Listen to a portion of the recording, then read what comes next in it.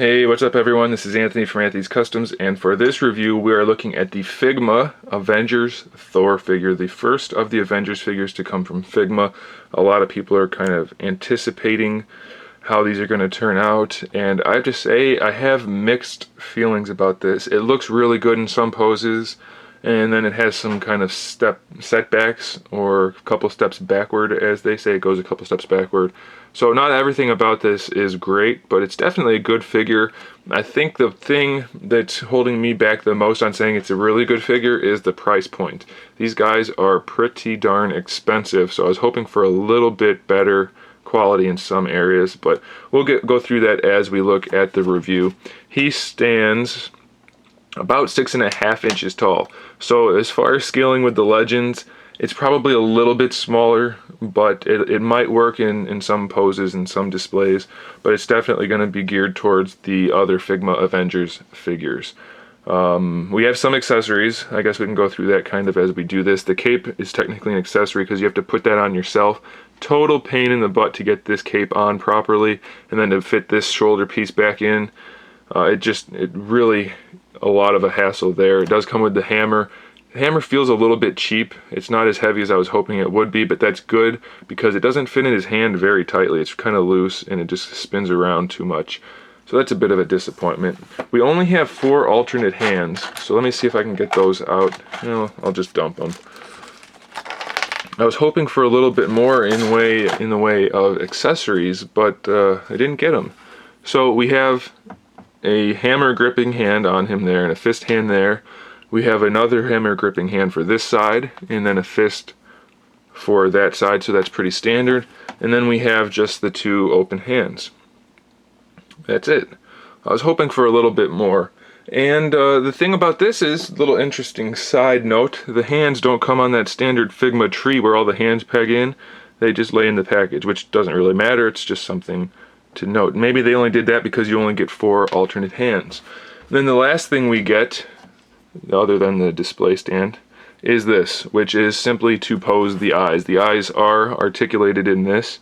It's a fairly good likeness of Chris Hemsworth. I think it could be a little bit better, but for a figure this scale, I'm more than okay with it. I think it looks pretty darn good.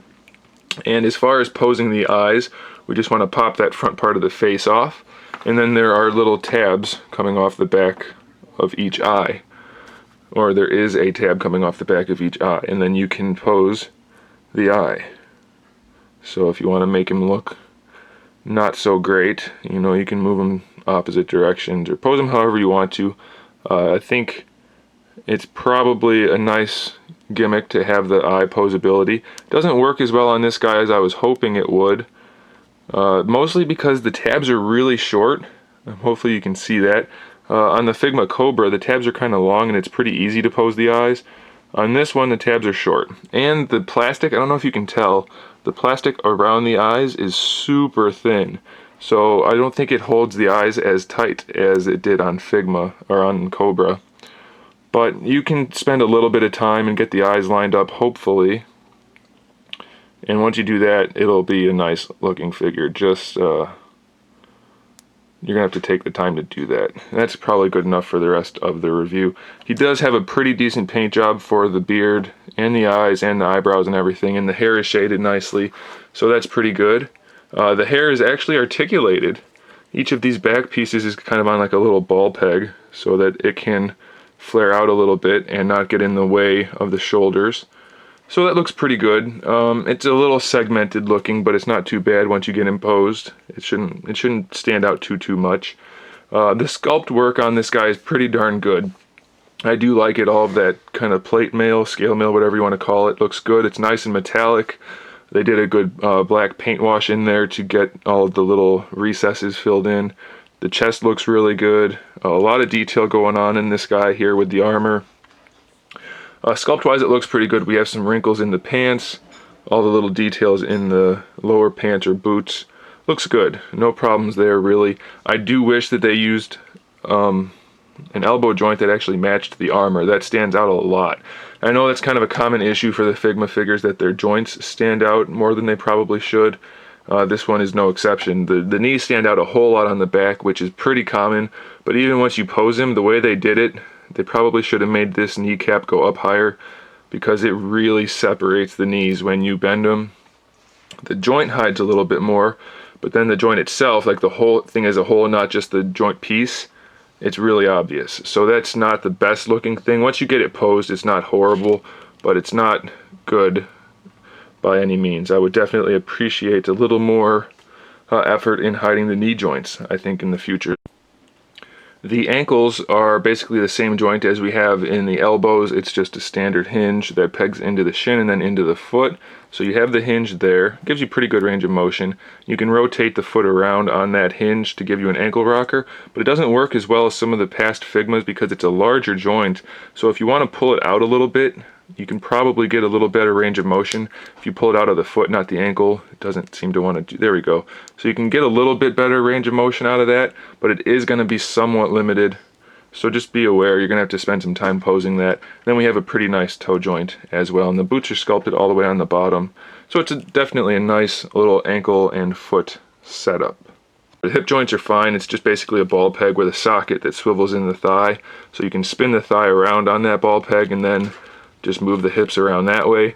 The crotch piece is a soft piece, so it doesn't impede the articulation too much. You should be okay with that. And it looks pretty good. And then this piece right here should be on top of a ball joint, an old school ball joint. So the crotch piece is generally a peg that goes straight up and then a peg for each hip. So that should swivel around on there and move around from side to side, forward, back. And then we also have the ab crunch built in. So there's a peg that lets the whole thing rock back and forth. There's an ab crunch, and then there's a double peg. I think there's a double peg. Let's see what's in here. It might be the, okay, so it's not a double peg, it's the hinge.